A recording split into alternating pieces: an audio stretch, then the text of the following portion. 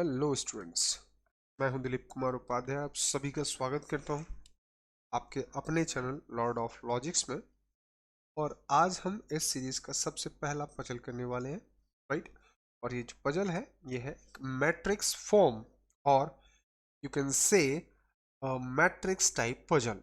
ठीक है, इंफॉर्मेशन छोटी जरूर लगेगी लेकिन काफ़ी कंफ्यूजिंग होती है और काफ़ी अटेंशन की रिक्वायरमेंट होती है अगर हमें इस पजल को अच्छे से सॉल्व करना है इन प्रॉपर टाइम।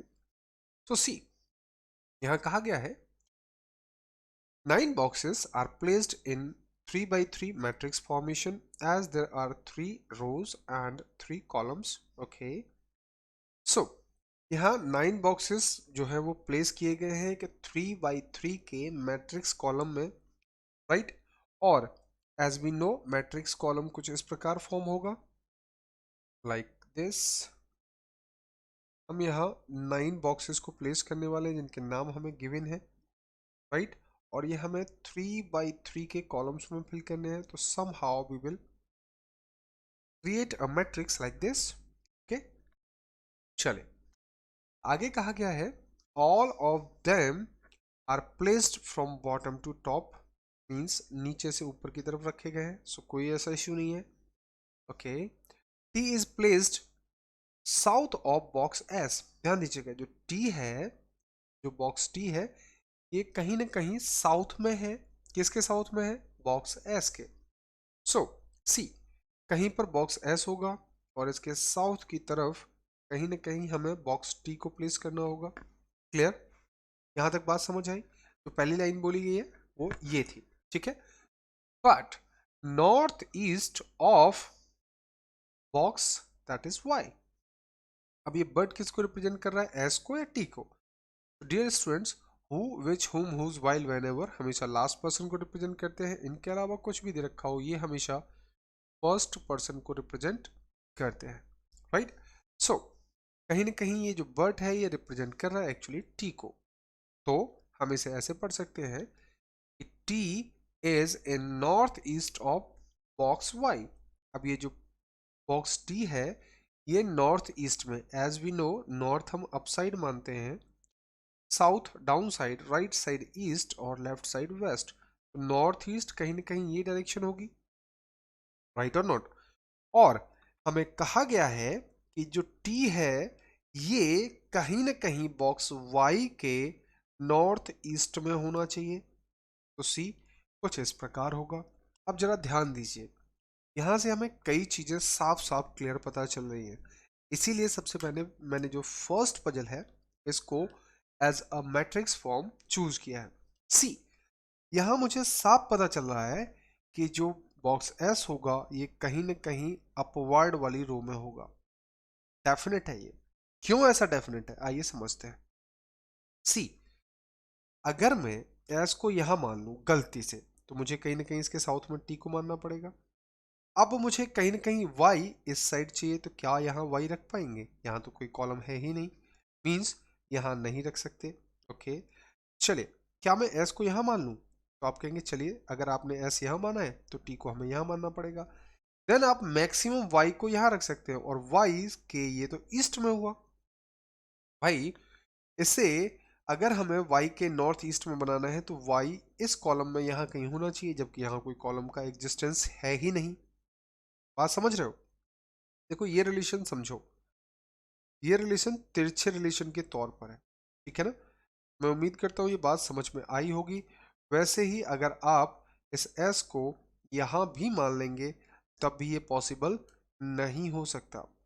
मीन्स कहीं ना कहीं s इन्हीं तीनों जो आपके रोज हैं, या आप अगर इसे ऐसे देखते हैं तो इन कॉलम्स में ही आएगा। लेकिन यहाँ ये भी तय है कि s इस कॉलम में नहीं हो सकता। भला कैसे? सी, अगर मैं एस को यहाँ रखता हूँ तो टी को मैं यहाँ रख सकता हूँ, अथवा मैं टी को यहाँ भी रख सकता हूँ। भाई साउथ में है, चलिए साउथ में यहाँ भी है यहाँ भी है, लेकिन अगेन मुझे वाई कहीं ना कहीं ऐसे चाहिए होगा। दैट मीन्स जिसे हम यहाँ प्लेस नहीं कर पाएंगे। बात समझ आई? इट मीन्स एस यहाँ भी नहीं। तो एस कहाँ हो सकता है? तो आप कहेंगे सर एस यहाँ हो सकता है। यस इट इज, एस यहाँ हो सकता है, और एस यहाँ भी संभव है। Means we have two possibilities at least. तो अभी इनिशियली हमारे पास टू पॉसिबिलिटीज आई, इसीलिए मैंने एक और मैट्रिक्स को फटाफट से फॉर्म कर लिया, जिसमें कि मैं ये तो कंफर्म कर चुका हूं कि एस कहीं न कहीं ऊपर वाली रो में आएगा, लेकिन अभी ये कंफर्म नहीं है कि एस इस स्थान पर आएगा अथवा इस स्थान पर। ठीक है, चलिए, तो इन दोनों में से किसी एक जगह पर होगा। ओके, सी टी कहीं ना कहीं डाउन साइड रखना पड़ेगा मुझे यहां। अगर मैं यहां रख दूंगा तो फिर से मैं वाई पॉसिबल ही नहीं है रख पाना। बात समझ रहे हैं? इसीलिए मैं टी को यहां नहीं रख सकता, क्योंकि टी यहां रखूंगा तो वाई नहीं आ पाएगा। ओके, नाउ सी, अगर एस यहाँ है और टी यहाँ है, देन वाई को हम इस स्थान पर फिल कर सकते हैं। बात समझ आई? मीन्स बहुत आसानी से हमने इसको यहाँ रख दिया। सिमिलरली टी को मैं इस स्थान पर तो नहीं रखूंगा, क्यों? क्योंकि फिर वाई नहीं आ पाएगा। और ध्यान दीजिएगा, बहुत स्पेशल रिक्वायरमेंट चाहता हूं आपकी अटेंशन की। क्या? कि अगर एस यहाँ है और मैंने टी को यहाँ रखा, तो डियर स्टूडेंट्स मैं वाई को यहां भी रख सकता हूं और वाई को मैं यहां भी रख सकता हूं। भाई यहां से भी ये नॉर्थ ईस्ट में है, यहां से भी ये नॉर्थ ईस्ट में है। क्लियर और नॉट? मैं उम्मीद करता हूं ये दोनों टर्म आपको समझ आ रहे होंगे। मींस कहीं ना कहीं यहां भी वाई के डबल केस है, अर्थात अगर y के डबल केस है तो इन दैट केस मुझे क्या करना होगा? मुझे सिंपली एक केस और बनाना होगा। ठीक है, और हमने कुछ इस प्रकार इस केस को अगेन फॉर्म कर लिया, जिसमें s फिक्स था यहाँ, t फिक्स था इस स्थान पर। y के लिए दो पॉसिबल केस थे, एक बार मैंने y को इस स्थान पर मान लिया और एक बार मैंने y को कंफर्म इस स्थान पर मान लिया। क्लियर? तो ये जो पहली लाइन थी, इसकी जितनी संभावनाएं संभव थी वो हमने सभी की सभी को यहां मान लिया है। Okay, now moving to the next information, that is box E is south east of box O. So कहीं पर बॉक्स ओ होगा और इसके साउथ ईस्ट अर्थात कुछ इस डायरेक्शन में। इस डायरेक्शन में कौन होना चाहिए? कहीं ना कहीं होना चाहिए, दैट इज बॉक्स ई। तो हमने यहाँ बॉक्स ई को बना लिया सिर्फ समझने के पॉइंट ऑफ व्यू से, but not south west of box S. तो ये किसकी बात की गई है? अगेन बात हो रही है ये ई के लिए, क्योंकि बट हमेशा फर्स्ट पर्सन को रिप्रेजेंट करता है। मींस ये जो ई है ये साउथ वेस्ट में नहीं होना चाहिए। किसके नहीं होना चाहिए साउथ वेस्ट में? बॉक्स एस के। क्लियर? तो चलिए, अभी बहुत सारी संभावनाएं हो सकती हैं, कहीं पर भी हम ओ को फिल कर सकते हैं। जैसे मैं अगर ओ को यहाँ फिल करता हूँ तो इसके रिगार्डिंग में कहीं ना कहीं इस ई को इस स्थान पर मान सकता हूँ, इस स्थान पर मान सकता हूँ, इस स्थान पर मान सकता हूँ। राइट और नॉट? सो अभी इस इंफॉर्मेशन को फिल करना उचित नहीं है, थोड़ा सा और आगे बढ़ते हैं, आगे देखते हैं।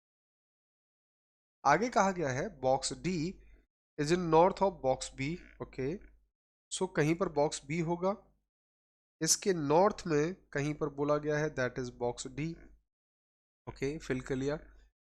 बट ईस्ट ऑफ बॉक्स के, मीन्स ये जो बॉक्स डी है ये कहीं ना कहीं ईस्ट में होना चाहिए बॉक्स के। ओके, चलिए ये भी देखते हैं। अब चूंकि हमारे पास एक या दो लाइन और बची है तो इनको भी फटाफट से पढ़ लेते हैं, फिर उनके अकॉर्डिंग जो इन्फॉर्मेशन है उन्हें प्लेस करते हैं। ठीक है, then box B is placed in one of the rows above E. E की रो से अबव ही कहीं ना कहीं प्लेस किया जाना चाहिए। कौन? That is box B. Okay, means ध्यान दो, बॉक्स बी से कहीं ना कहीं डियर स्टूडेंट्स ऊपर आना चाहिए बॉक्स डी, ये हमें पता है। और ये जो बॉक्स बी है ये कहीं ना कहीं एक रो ऊपर होना चाहिए। किससे? यहाँ साफ मेंशन किया गया है बॉक्स ई से। मीन्स ये हमें कंफर्म पता है कि बॉक्स ई अब सबसे बॉटम वाली रो में आने वाला है। हाँ या ना? ये हमें क्लियर पता चल गया। ठीक है, और ये जो बी है ये कहीं ना कहीं मिड वाले जो रो होगी उसमें आने वाला है, और के और डी जो है ये टॉप वाली रो में आने वाले हैं। बात समझ रहे हैं आप? चलिए, तो ये बहुत अच्छी लाइन थी। आगे एक और लाइन बची है अंतिम, इसे भी रख लेते हैं। यहाँ पर कहा गया box L is not west of box E. E के वेस्ट में एल नहीं होना चाहिए, बॉक्स जो एल है ये नहीं होना चाहिए। ओके, सो देखिए यहाँ से हमें ये पता चला कि ई से अप साइड कहीं ना कहीं अगले रो में होना चाहिए बॉक्स बी, और उससे ऊपर होना चाहिए डी, और डी होना चाहिए बॉक्स के ईस्ट में। मींस ये कंफर्म हो गया यहाँ से हमें कि जो के और डी है ये कहीं ना कहीं टॉप मोस्ट रो में आएंगे, है ना। और ध्यान से देखिए तो हर टॉप मोस्ट रो में एक एलिमेंट ऑलरेडी आया हुआ है, मींस दो एलिमेंट्स और आ सकते हैं, और वो दोनों के दोनों कौन है, के और डी। तो सी, इस केस के लिए मैं के को यहाँ रखूंगा और इसके ईस्ट में रखूंगा डी को। सिमिलरली के यहाँ, डी यहाँ, इसके ईस्ट में, के यहाँ और डी इसके ईस्ट में। Okay, now as we know कि कहीं ना कहीं बी आना चाहिए, और आना चाहिए ये मिड वाले में। Okay, that's fine. एक और रिलेशन था जो चल रहा था कि ओके कहीं ना कहीं ये था आपके पास साउथ ईस्ट, साउथ ईस्ट में आना चाहिए कौन, दैट इज ई। क्लियर और नॉट? तो सी, अगर मैं ओ को यहाँ रख दूंगा तो दिक्कत ये होगी कि मैं यहाँ पर साउथ ईस्ट में ई नहीं बना पाऊंगा, क्योंकि आगे कोई कॉलम या रो है ही नहीं, राइट। मीन्स ओ को मैं यहाँ नहीं रख सकता, देन ओ 100% यहीं आएगा, राइट और नॉट? चलिए, अब ओ अगर यहाँ है तो मुझे पता है कि एक यहाँ टर्म बीच वाली रो में बी भी आना चाहिए, तो मैंने यहाँ पर बी को फिल कर दिया ऑटोमेटिकली, आया ना। क्योंकि डी से नीचे कहीं ना कहीं बी आना चाहिए। आप जानते हैं कि बी के नॉर्थ में डी था, हमने इस प्रकार प्लेस किया। सिमिलरली ध्यान दीजिए, डी के नॉर्थ में डी था, बी के नॉर्थ में डी था, हमने हर जगह पर इसे प्लेस कर दिया। ओके, नाउ यहां अगर मैं ओ को रखना चाहूं इन केस सेकेंड, तो देखिए ओ को केवल मैं यहीं रख सकता हूं। क्लियर और नॉट? हाँ या ना, ये बात समझ आ रही है? चलिए, बहुत अच्छी बात है। सी, ओ को मैं यहीं रख सकता हूं क्योंकि ओ से नीचे मुझे कहीं ना कहीं तिरछे रूप में ई लाना है, मीन्स मिड में ही रखूंगा। ओके, सो अगर मैं इस अंतिम केस की बात करूं तो अंतिम केस में क्या मैं ई यहां रख सकता हूं? तो आप कहेंगे सर बिल्कुल नहीं। क्यों? क्योंकि ये हमें कहीं ना कहीं ऐसे तिरछा लाना है, क्योंकि साउथ ईस्ट में बोला गया है, यहां तो ये सीधा सीधा साउथ में हो जाएगा, ओ से बिल्कुल नीचे है, राइट। इट मीन्स ये ई यहां नहीं हो सकता। ई को हम इस जगह पर ही रख सकते हैं क्योंकि और कोई अतिरिक्त जगह है नहीं। लेकिन ई को मैंने यहां रखा तो है, लेकिन अब एक कॉलम बचा, एक बॉक्स के लिए प्लेस बचा जहां पर एल हमने रख दिया, लेकिन हमें एक इंफॉर्मेशन में यह भी बोला गया है कि एल ई के वेस्ट में नहीं होना चाहिए, और यहाँ एल कहीं ना कहीं ई के वेस्ट में ही आ रहा है, मींस ये पॉसिबल केस गलत हो जाता है, राइट। और अगर मैं यहाँ इस केस की बात करता हूं तो ध्यान दीजिएगा, इस केस में जो ई है मैं यहाँ प्लेस नहीं कर सकता। क्यों? क्योंकि अगर मैं यहाँ ई को प्लेस करता हूं तो ये कहीं ना कहीं एस के डायरेक्शन से तिरछा हो जाएगा, मींस ये कहीं ना कहीं एस से साउथ और वेस्ट में आ गया, जबकि साफ साफ यहाँ हमने लिख रखा है कि एस के साउथ वेस्ट में कौन नहीं होना चाहिए, ई नहीं होना चाहिए, मींस यहाँ तो दिक्कत, यहाँ पर ई नहीं रखा जा सकता।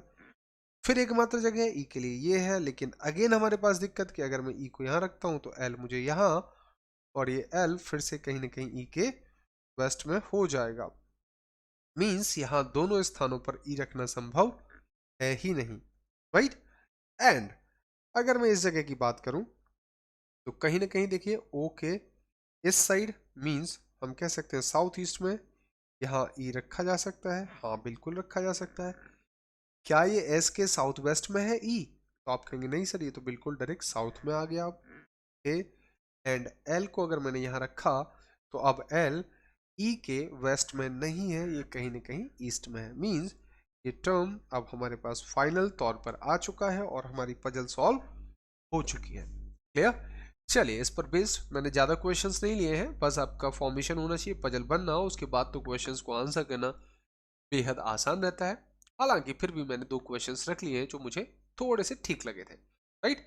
तो चलिए देखते हैं इस पर बेस्ड पहला question. See, in the first question कहा गया है which of the following box is placed immediately box O in the same column. Same column में ओ के तुरंत ऊपर कौन सा बॉक्स रखा है? So have a look. Same column, ध्यान दीजिएगा कॉलम हम हमेशा ऐसे इनको बोलते हैं कॉलम, और ये सभी कहलाते हैं रोज, ठीक है। और अगर मैं ओ के तुरंत ऊपर सेम कॉलम में देखूं तो कहीं ना कहीं मैं कह सकता हूं कि यहाँ के आएगा।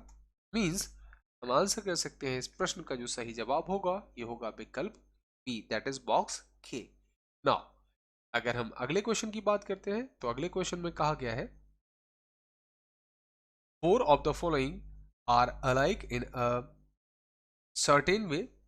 Four of the following, five होना चाहिए यहाँ। Four of the following five are alike in a certain way, so form a group means पांच में से चार एक समान है, इसीलिए वो एक ग्रुप फॉर्म करते हैं, right. And which of the following does not belongs to that group, ये आपको पहचानना है, आपको बताना है कि कौन इस ग्रुप से बिलोंग नहीं करता। इसके लिए हमें ये पांचों ऑप्शंस को देखना होता है और देखते हैं कि आखिर इनमें आपस में क्या रिलेशन है। तो सी, हमारे पास है box L T K Y D. Okay, see L T K Y D, so see L is here, okay, L T T is here, okay, then K is here, all right, Y is here and D is here। जो पांचों box बोले थे वो मैंने circle कर दिया है। अब इनमें भिन्न कौन है, कहीं ना कहीं आप बहुत अच्छे से ये समझ पा रहे होंगे कि एकमात्र टी ऐसा कैंडिडेट है जो मिड में बैठा है, इसके अलावा सभी के सभी कहीं ना कहीं कॉर्नर्स को रिप्रेजेंट कर रहे हैं। बात समझ आई? मींस ये चारों कॉर्नर पर है इसीलिए एक ग्रुप बनाते हैं, और टी चूंकि मिड में आ रहा है मींस ये सेम ग्रुप फॉर्म नहीं करता, अर्थात हम कह सकते हैं कि यहां जो भिन्न है ये है बॉक्स टी, राइट। एंड हम आंसर कर देंगे एज ऑप्शन बी। क्लियर? ये पजल इस प्रकार से सॉल्व होना था। मैं उम्मीद करता हूं कि ये पजल आपको अच्छी समझ आई होगी, राइट। चलिए देन आगे जाएंगे हम एक और अनदर पजल के साथ। तब तक के लिए keep learning, keep watching Lord of logics.